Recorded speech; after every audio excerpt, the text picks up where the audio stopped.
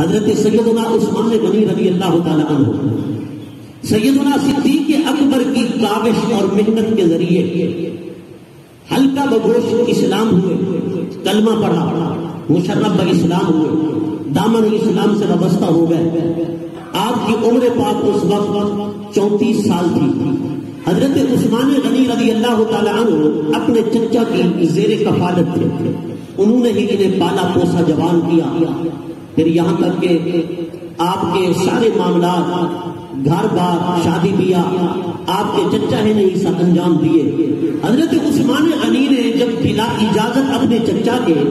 کلمہ پڑھا، حضور کے دامن پاک سے وابستہ ہو گئے، تو آپ کا چچا آگ بگولا ہو گیا۔ وہ بڑا غصے میں آ گیا، اس نے کہا عثمان یہ تو نے کیا کر دیا،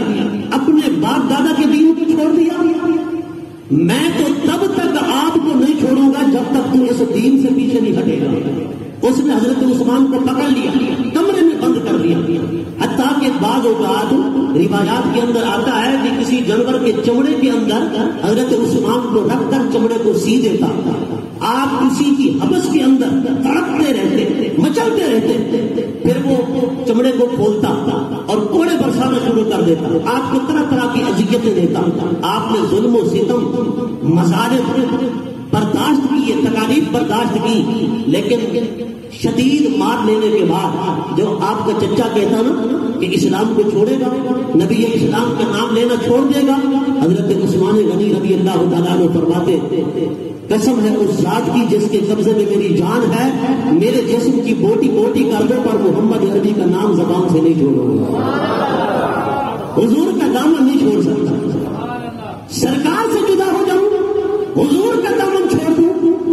بڑی محنت کے بعد ایسا دین کے میسر آیا ہے، ساری کائنات چھوٹ سکتی ہے پر دامن محمد عربی کبھی نہیں چھوٹ سکتا۔ حضرت عثمان غنی رضی اللہ تعالیٰ عنہ کے حضور سے یہ محبت، دامن اسلام سے وابستہ ہو گئے۔ آقا علیہ الصلوۃ والسلام نے